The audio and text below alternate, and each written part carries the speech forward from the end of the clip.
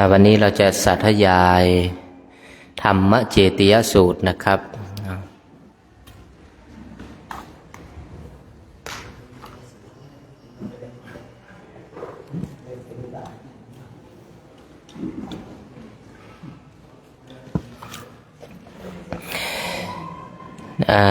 เราท่านทั้งหลายคงจะพร้อมกันแล้วเนาะพร้อมแล้วจะได้กราบพระรัตนตรัยของพระผู้มีพระภาคเจ้านั้นหมู่ใดเป็นผู้ปฏิบัติดีแล้วตามมายังพระข้าพระเจ้าได้ยกขึ้นประดิษฐานไว้ดีแล้วในที่อาจสมควรอย่างยิ่งเช่นนี้สาธุโนพันเตภควาปรินิพพุโตปิพระผู้มีพระภาคเจ้าพระองค์นั้นแม้ปรินิพพานนานแล้วก็ตามข้าแต่พระองค์ผู้เจริญซึ่งยังประโยชน์อันยิ่งใหญ่แก่สาธุชนทั้งหลายปัจฉิมาชนะตาปมานาสาอิเมสการเรทุกขตาปันนาการภูเต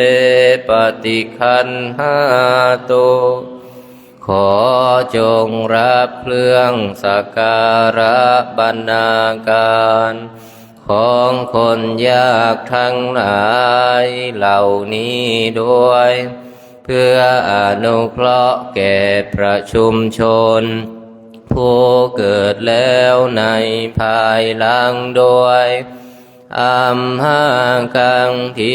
คารตังหิตายะสุขายะเพื่อประโยชน์ความสุขแก่ข้าพระเจ้าทั้งหลายสิ้นกาลนานเทินอะระหังสัมมาสัมพุทโธภควาพระผู้มีพระภาคเจ้าเป็นพระอรหันต์ดับเพลิงกิเลสเพลิงทุกข์สิ้นเชิงตรัสรู้ชอบได้โดยพระองค์เองพุทธังภควันตังอภิวาเทมิข้าพระเจ้า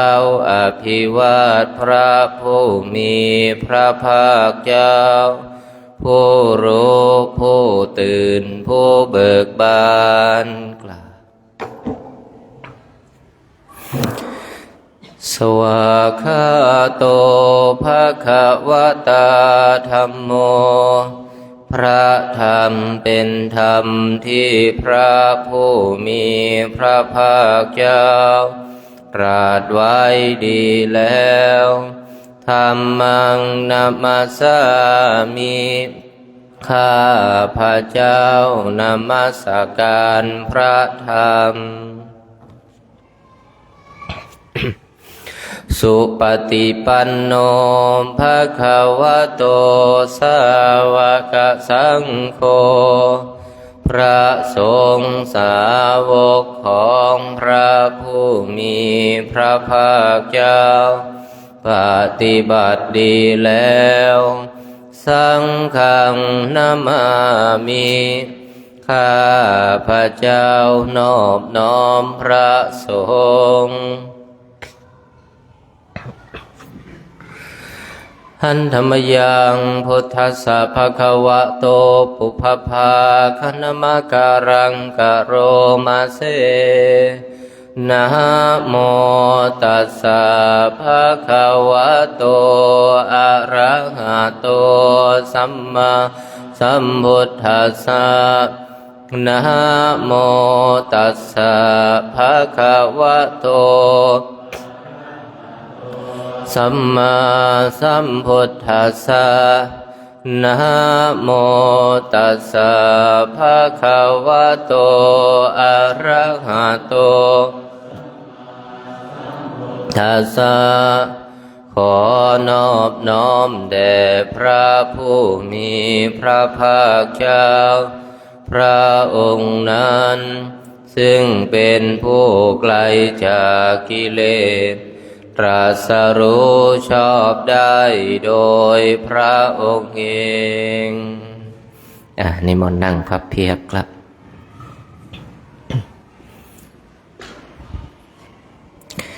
เปิดหนังสือไปหน้าที่177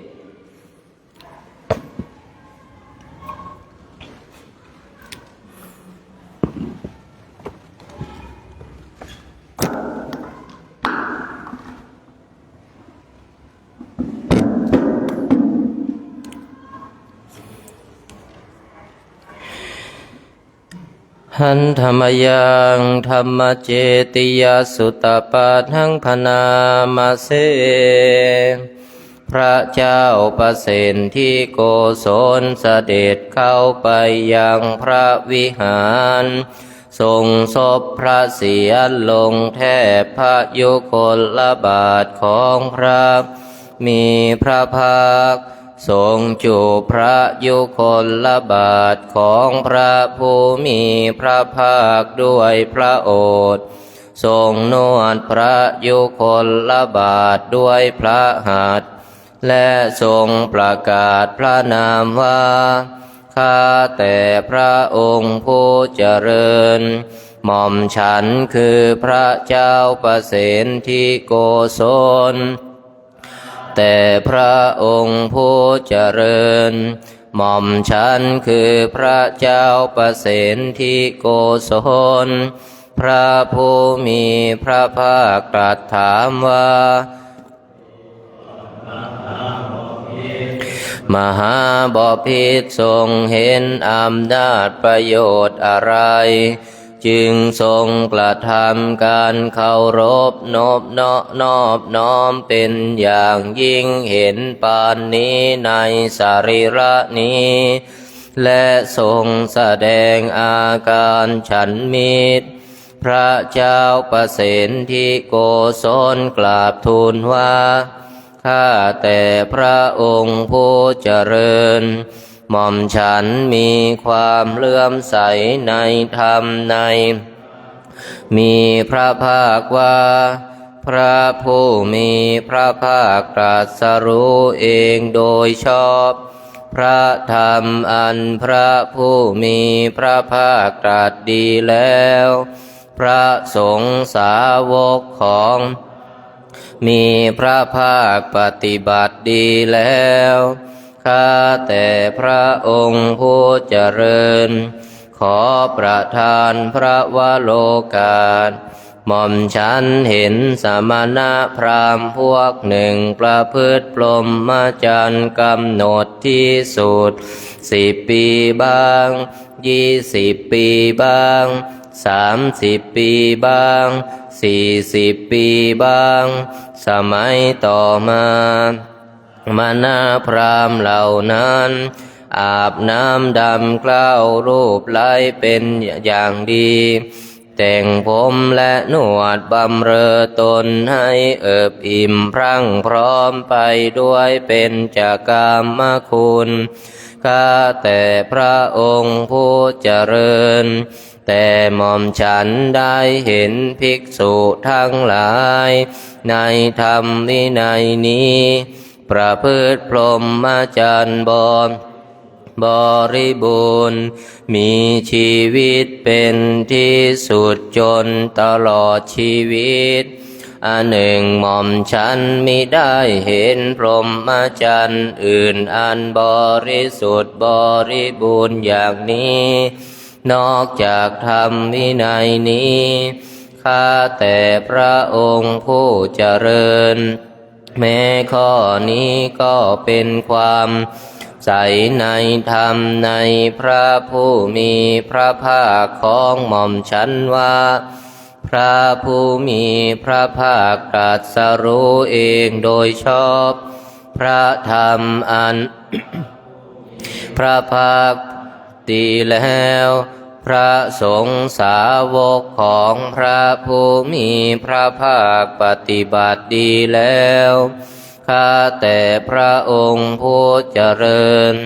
อีกประการหนึ่งพระราชาก็ยังวิวาทกับพระราชาแม้กษัตริย์ก็ยังวิวาทกับกษัตริย์แม้พราหมณ์ก็ยังวิวาทกับพราหมณ์แม้คฤหบดีก็ยังกับคฤหบดีแม้มารดาก็ยังวิวาทกับบุตรแม้บุตรก็ยังวิวาทกับมารดาแม้บิดาก็ยังวิวาทกับบุตรแม้บุตรก็ยัง บิดาแม้พี่น้องชายก็ยังวิวาทกับพี่น้องหญิงแม้พี่น้องหญิงก็ยังวิวาทกับพี่น้องชายแม้สหายก็ยังวิวาทกับสหายข้าแต่พระองค์ผู้เจริญแต่หม่อมฉันได้เห็นภิกษุในธรรมวินัยนี้สมัครสมานกันชื่นชมกันไม่พัดกันเข้ากันได้สนิทเหมือนน้ำกับน้ำนม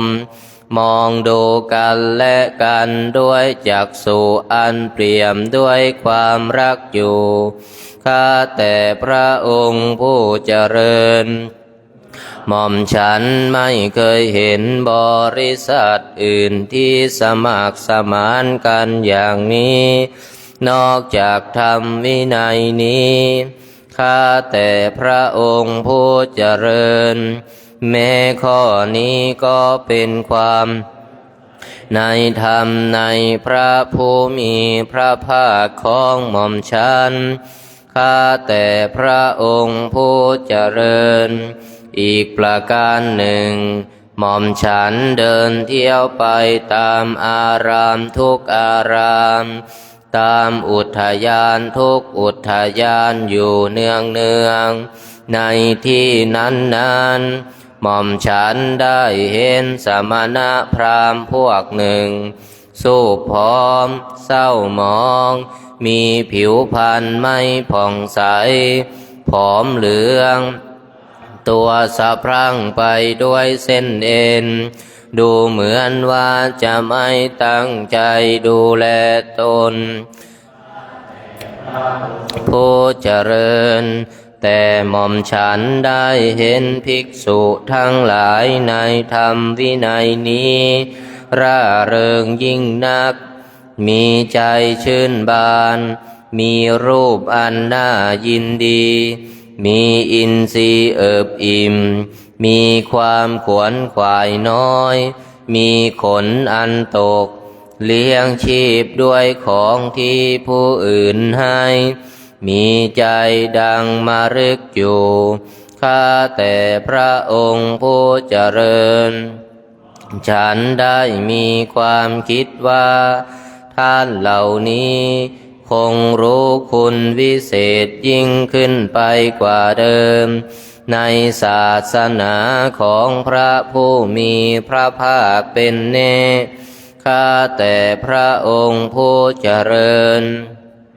ข้อนี้ก็เป็นความเลื่อมใสในธรรมในผู้มีพระภาคของหม่อมฉันข้าแต่พระองค์ผู้เจริญอีกประการหนึ่งหม่อมฉันเป็นกัตติยราชได้มูลทาพิเศษแล้วยอมสามารถจะให้ฆ่าคนควรฆ่าได้จะให้ริบคนที่ควรริบก็ได้จะให้เนรเทศคนที่ควรเนรเทศก็ได้เมื่อหม่อมฉันนั่งอยู่ในที่วินิจฉัยความก็ยังมีคนทั้งหลายพูดสอดขึ้นในระหว่างข้าแต่พระองค์ผู้เจริญ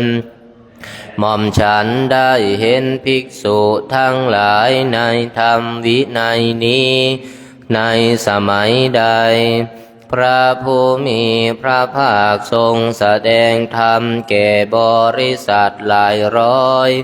ในบริษัทนั้นสาวกขอทั้งหลายของพระภาคไม่มีเสียงจามหรือไอเลย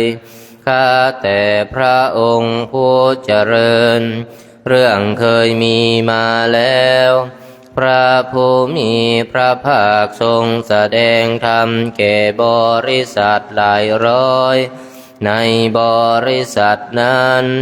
สาวกของพระผู้มีพระภาคองค์รูปหนึ่งได้ไอขึ้นเพื่อนพรหมจรรย์รูปหนึ่งเอาเข้ากระตุ้นเธอรูปนั้นด้วยความประสงค์จะให้เธอรู้สึกตัวว่าท่านจงเงียบเสียงอย่าได้กระทำเสียงดังไปพระผู้มีพระภาคผู้เป็นศาสดาของเราทั้งหลายกำลังทรงแสดงธรรมอยู่หม่อมฉันเกิดความคิดขึ้นว่าน่าอัศจรรย์หนอไม่เคยมีมายินว่าบริษัทจักเป็นอันพระผู้มีพระภาคทรงฝึกดีแล้วอย่างนี้โดยไม่ต้องใช้อาจาโดยไม่ต้องใช้ศาสตราข้าแต่พระองค์ผู้เจริญหม่อมฉันไม่เคยได้เห็นบริษัทอื่นที่ฝึกได้ดีอย่างนี้นอกจากธรรมวินัยนี้ข้อนี้ก็เป็นความเลื่อมใสในธรรมในผู้มีพระภาคของหม่อมฉันข้าแต่พระองค์ผู้เจริญอีกประการหนึ่งหม่อมฉันได้เห็นกษัตริย์ผู้เป็นบัณฑิตบางพวกในโลกนี้เป็นผู้ฉลาดอาจย่ำยีถ้อยคำอันเป็นข้าศึกได้มีปัญญาสามารถขนทรายได้กษัตริย์เหล่านั้นเหมือนดังเที่ยวทำลายทิฏฐิของผู้อื่นด้วยปัญญาพอได้ยินข่าวว่าสมณะโคดมจากเสด็จถึงบ้านหรือนิคมชื่อโน้นกษัตริย์เหล่านั้นก็พากันหันหาด้วยตั้งใจว่าพวกเราจะพากันเข้าไปหาพระสมณะโคดมแล้วถามปัญหานี้พระผู้มีพระภาคทรงชี้แจงให้กษัตริย์เหล่านั้นเห็นแจ้งให้สมาทานให้อาถรรพ์ให้ร่าเริงด้วยธรรมมีคาถากษัตริย์เหล่านั้นอันพระผู้มีพระภาคทรงชี้แจงให้เห็นแจ้งอาทานให้อาถรรพ์ให้ร่าเริงด้วยธรรมมีคาถาแล้วไม่ทูลถามปัญหากับพระผู้มีพระภาคที่ไหนจักยกวาทะแก่พระองค์เล่าที่แท้ก็พากันยอมตนเข้าเป็นสาวกของมีพระภาคข้าแต่พระองค์ผู้เจริญแม้ข้อนี้ก็เป็นความเลื่อมใสในธรรมในพระผู้มีพระภาคของหม่อมฉันข้าแต่พระองค์ผู้เจริญอีกประการหนึ่งหม่อมฉันได้เห็นพราหมณ์ผู้เป็นบัณฑิตคฤหบดีผู้เป็นบัณฑิตสมณะผู้เป็นบัณฑิตบางพวกในโลกนี้เป็นผู้ฉลาดอาจย่ำยีถ้อยคำอันเป็นข้าศึกได้มีปัญญาสามารถยิงขนชายได้ สมณะเหล่านั้นเหมือนดังเที่ยวไปทำลายทิฏฐิของผู้อื่นด้วยปัญญาพอได้ยินข่าวว่าพระสมณะโคดมจักเสด็จถึงบ้านหรือนิคมชื่อโน้นมณะเหล่านั้นก็พากันแต่งปัญหาด้วยตั้งใจว่าพวกเราจะพากันเข้าไปหาพระสมณะโคดมแล้วถามปัญหานี้พระผู้มีพระภาคทรงชี้แจงให้สมณะเหล่านั้นเห็นแจ้งให้สมาทานให้อาหารร่าเริงด้วยธรรมีคาถาสมณะเหล่านั้นไม่ทูลถามปัญหากับพระผู้มีพระภาคที่ไหนจักยกวาทะแก่พระองค์เล่าที่แท้ย่อมขอโอกาสกับพระผู้มีพระภาคเพื่อขอออกบวชเป็นบรรพชิตพระผู้มีก็ทรงให้เขาเหล่านั้นบวชครั้นเขาเหล่านั้นได้บวชอย่างนี้แล้วผู้หลีกออกจากหมู่ไม่ประมาทมีความเพียรมีตนส่งไปแล้วอยู่ไม่นานนักก็ทำให้แจ้งซึ่งแห่งพรหมจรรย์อันยอดเยี่ยมท่านเหล่านั้นพากันกล่าวอย่างนี้ว่าดูก่อนท่านผู้เจริญทั้งหลายเราทั้งหลายย่อมไม่พินาศละสิหนอด้วยว่าเมื่อก่อนเราทั้งหลายไม่ได้เป็นสมณะเลยก็ปฏิญาณว่าเป็นสมณะไม่ได้เป็นพราหมณ์เลยก็ปฏิญาณว่าเป็นพราหมณ์ได้เป็นพระอรหันต์เลยก็ปฏิญาณว่าเป็นพระอรหันต์บัดนี้พวกเราเป็นสมณะเป็นพราหมณ์เป็นพระอรหันต์ข้าแต่พระองค์ผู้เจริญแม้ข้อนี้ก็เป็นความเลื่อมใสในธรรมในผู้มีพระภาคของหม่อมฉันข้าแต่พระองค์ผู้เจริญอีกประการหนึ่งช่างไม้2 คนคนหนึ่งชื่ออิสิทันตะคนหนึ่งชื่อปุรานะกินอยู่กับหม่อมฉันใช้ยวดยานของหม่อมฉันได้ให้เครื่องเลี้ยงชีพแก่เขานำยศมาให้เขาแต่ถึงกระนั้นเขาจะได้ทำความเคารพนบนอบในหม่อมฉันเหมือนพระมีพระภาคก็หาไม่ข้าแต่พระองค์ผู้เจริญเรื่องเคยมีมาแล้วหม่อมฉันยกกองทัพออกไปเพื่อจะทดลองช่างไม้อิสิทันตะและช่างไม้ปุรานะนี้ดูเข้าไปพักในที่พักอันคับแคบแห่งหนึ่งข้าแต่พระองค์ผู้เจริญครั้งนั้นแล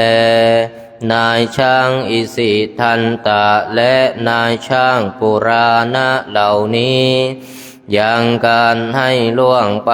ด้วยธรรมีคาถาตลอดราตรีเป็นอันมากได้ฟังว่าผู้มีพระภาคประทับอยู่ที่ใดเขาก็ผินศีรษะไปทางทิศนั้นนอนเหยียดเท้ามาทางหม่อมฉันมีความคิดว่าท่านผู้เจริญทั้งหลายน่าอัศจรรย์นักหนอ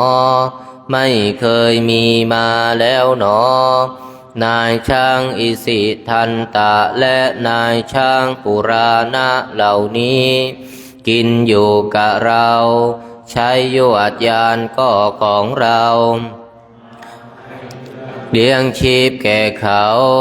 นำยศมาให้เขาแต่ถึงกระนั้นเขาจะได้ทำความเคารพนบนอบในเรา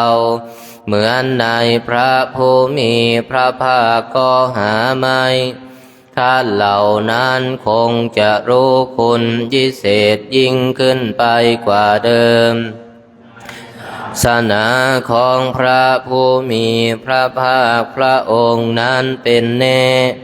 ข้าแต่พระองค์ผู้เจริญแม้ข้อนี้ก็เป็นความเลื่อมใสในธรรมในมีพระภาคของหม่อมฉันครั้งนั้นแล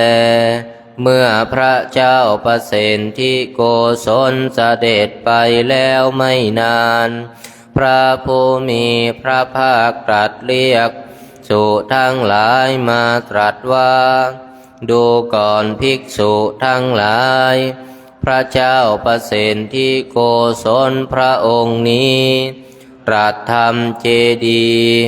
คือพระวาจาเคารพธรรม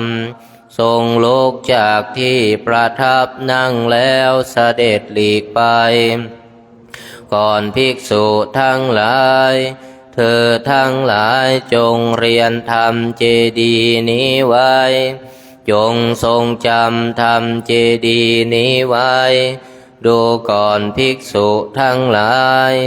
ธรรมเจดีย์ประกอบด้วยประโยชน์เป็นอาทิพรหมจรรย์พระผู้มีพระภาคตรัสพุทธพจน์นี้แล้วภิกษุเหล่านั้นพากันชื่นชมยินดีพระภาสิทธิ์ของมีพระภาคอังนี้แลหันธรรมยังสัพพปฏิทานาคาทายโยพนามาเสปุญญาสิทธานิกาตัสสะญาณัญญานิกาตานิเมเตสัญจาภาคิโนโหนตุสัทธานันตปมานาคาสัตว์ทั้งหลายไม่มีที่สุดไม่มีประมาณมีส่วนแห่งบุญที่ข้าพระเจ้าได้ทำในบัดนี้และแห่งบุญอื่นที่ได้ทำไว้ก่อนแล้วเยปิยาคุณวันตาจะไม่หังมาตาทโยทิฏฐาเมจะปยะทิฏฐาวาอันเยมัจจตาเวริโนคือจะเป็นสัตว์เหล่าใดซึ่งเป็น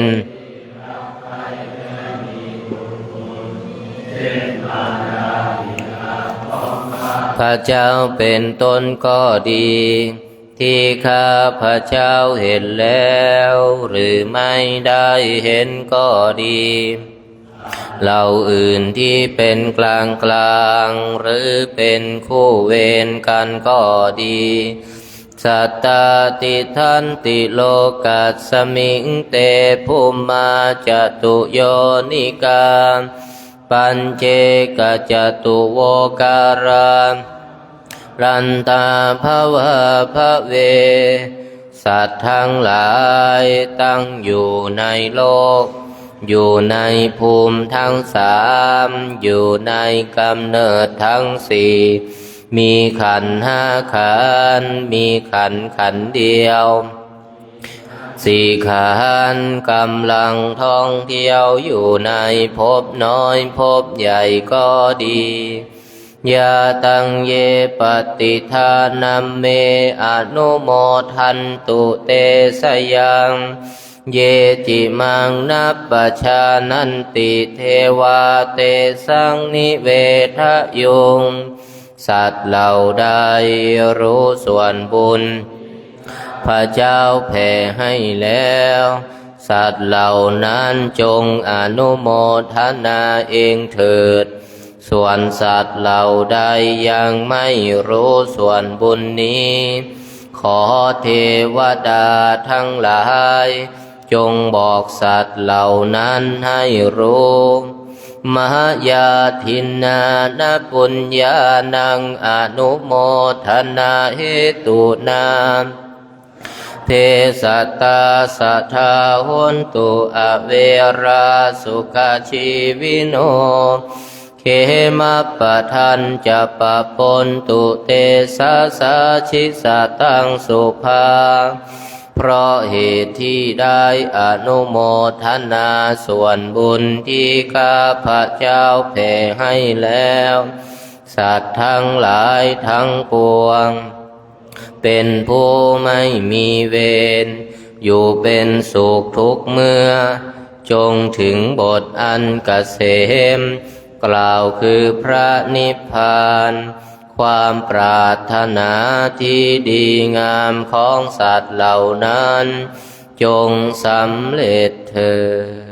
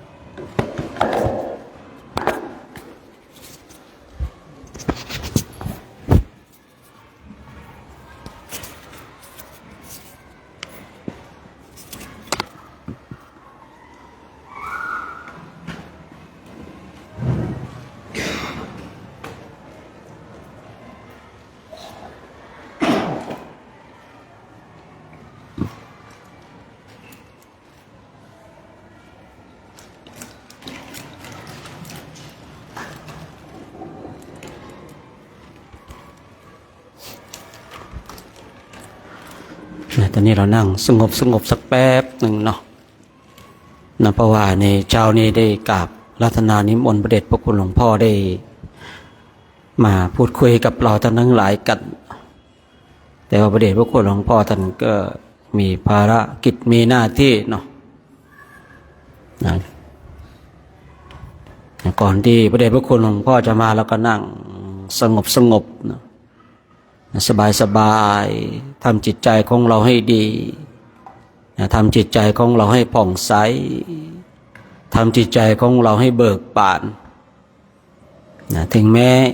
เรายังไม่ได้เป็นผู้รู้ผู้ตื่นผู้เบิกบานแต่เรากำลังจะเป็นผู้รู้ผู้ตื่นผู้เบิกบานด้วยตัวของเราเองเราออกจากบ้านมาสู่วัดออกจากวัดมาสู่ในสถานที่ที่พระพุทธเจ้าทรงตรัสรู้ในตรัสสัมมาสัมโพธิญาณเราได้